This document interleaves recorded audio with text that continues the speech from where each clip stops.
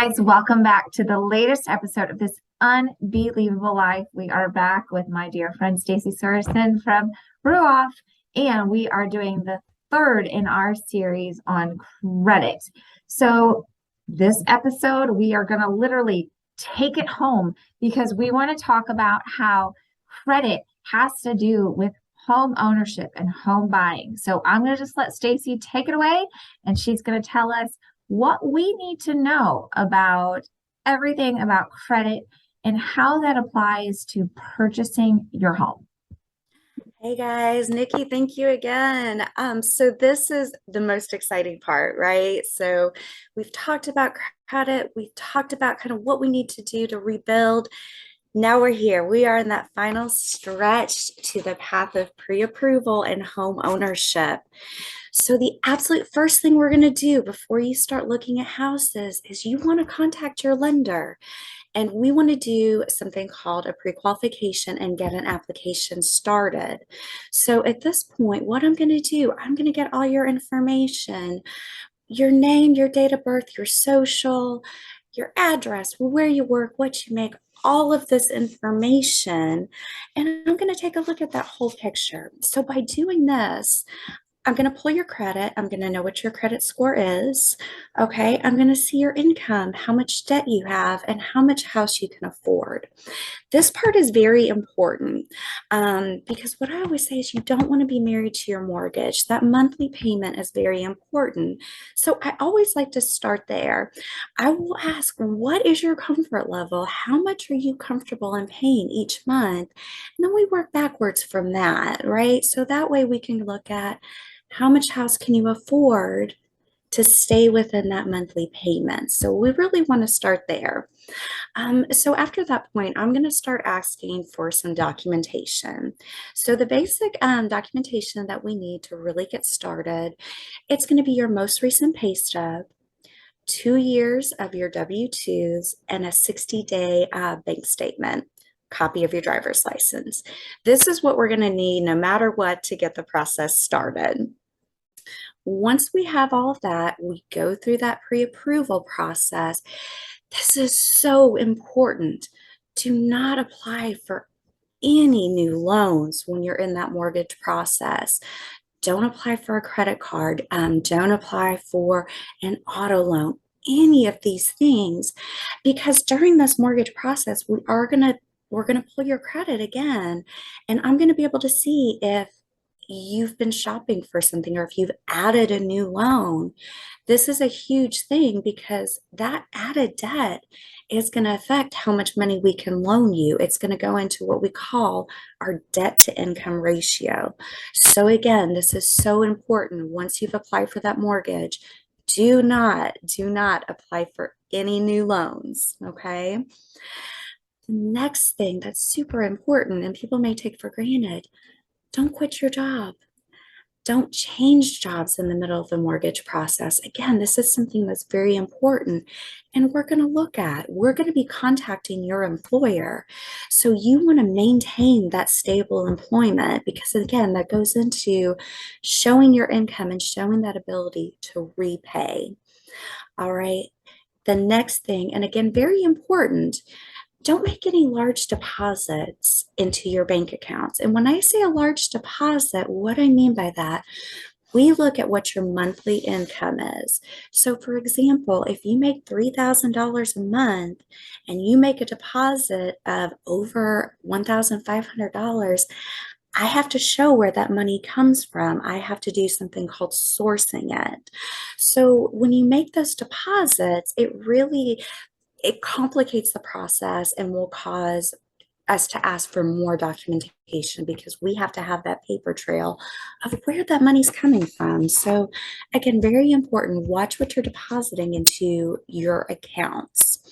So now that we have all of this, we've got your information, we're going to give you and your realtor what's called a pre-approval letter.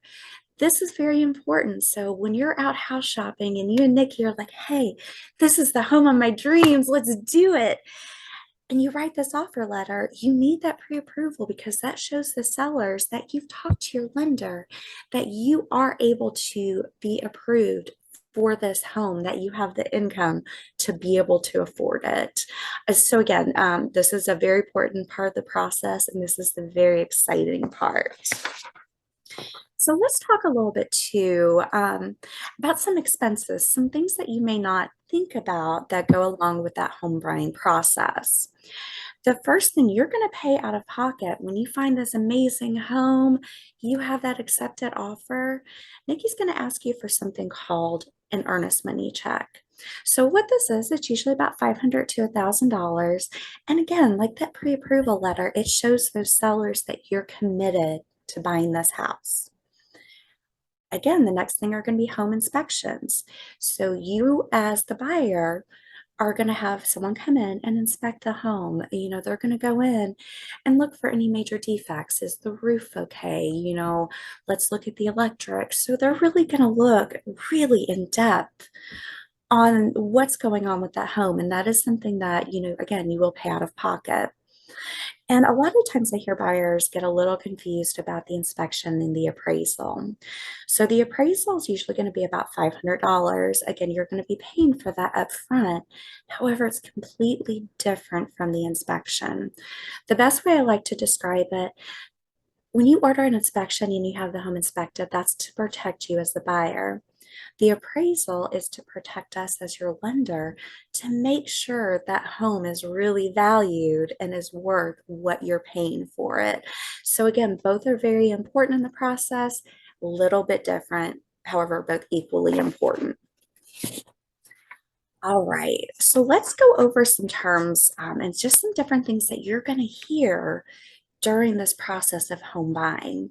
So the first one I want to talk about, and I think a lot of us are familiar with, is the down payment. So what this is the money that you're going to put towards that loan of the new house. Now, a lot of people think, oh, I have to have 20% down, and that's not the case. There are so many different loan programs that are out there where it could be as little as 3%. There are certain government loans that you can do 100% financing where you don't have to have a down payment. So with that, there are so many different options, and it's so important, again, to talk to your lender during that pre-approval process to see what your options are. Not every loan is right for every person. So really want to dig in and see what is the best fit for you and your family. The next thing I want to talk about are closing costs. Again, these are things that a lot of people really aren't familiar with. So with closing costs, those are some of the different fees that you pay for in addition to your down payment. So those are going to include things such as the origination fee, which is the cost for us to do the loan. You're also going to see the title fees. So what that means is we have a separate title company that's going to go back and it's going to look at the ownership of this home that you're buying and make sure that there's no hidden liens or anything out there that would cloud the title and create any issues as you purchase the house. So you will see those as a separate set of fees.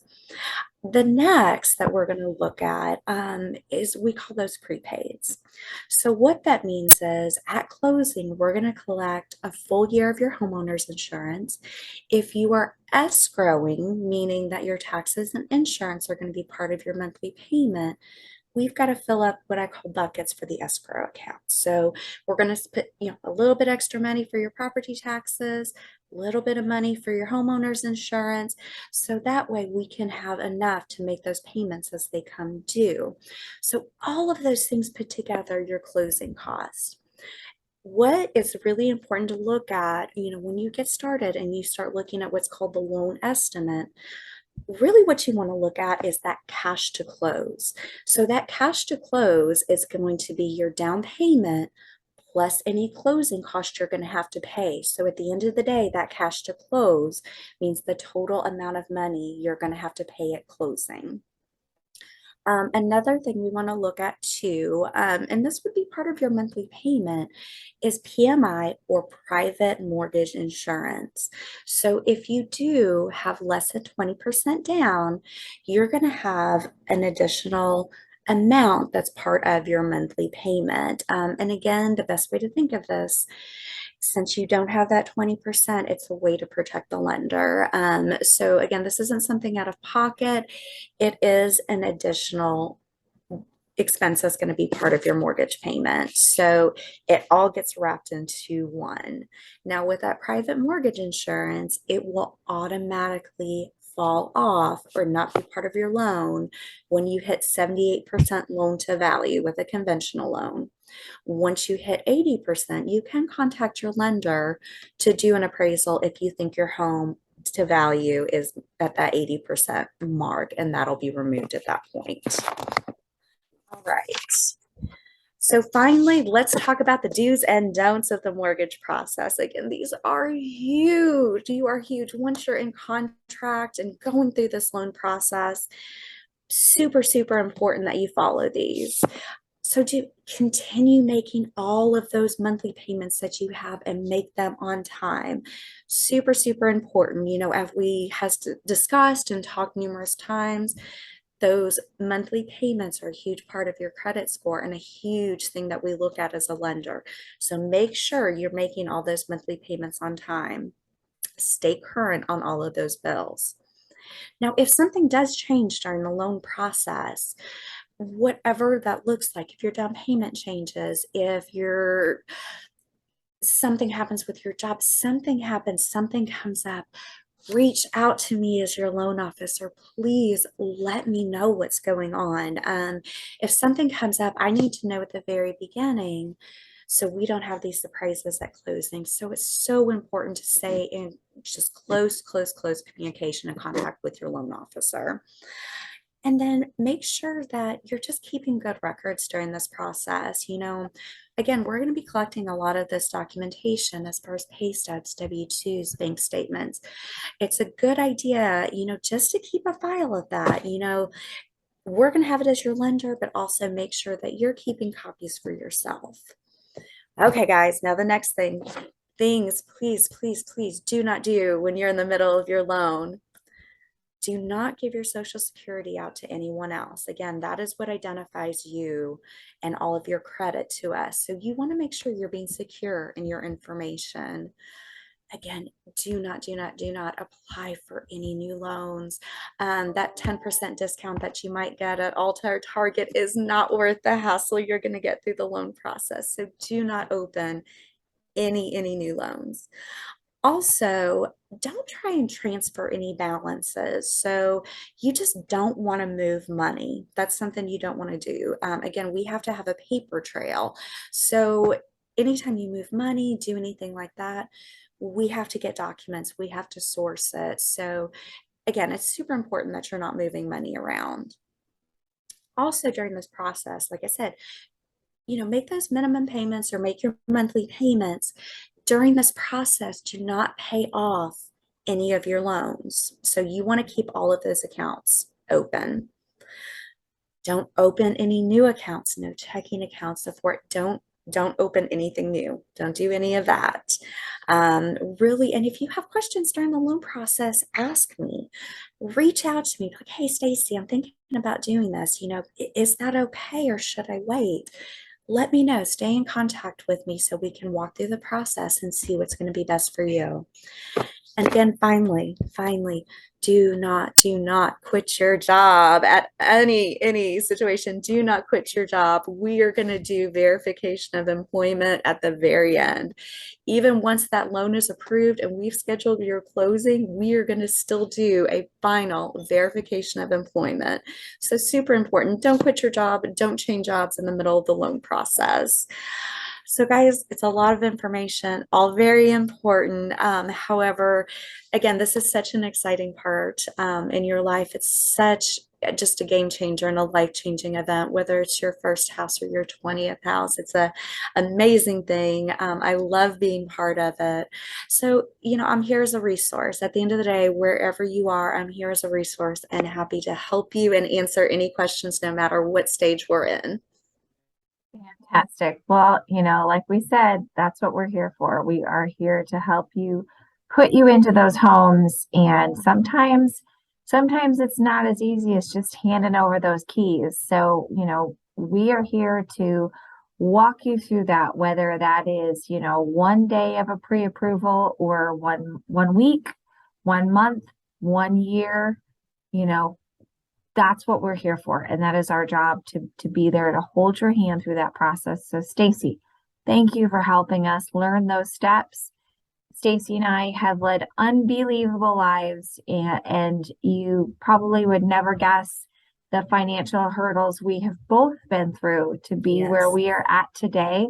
And we are very both proud homeowners, and we want to help you with that process. So don't ever, ever, ever hesitate to ask us questions and to help you put you into your home. Stacy, thank you so much for this Thank wonderful you. information. And I can't wait for you all to listen to our next episodes of this unbelievable life. Stay tuned for more. Thank you, Stacy. Thank you.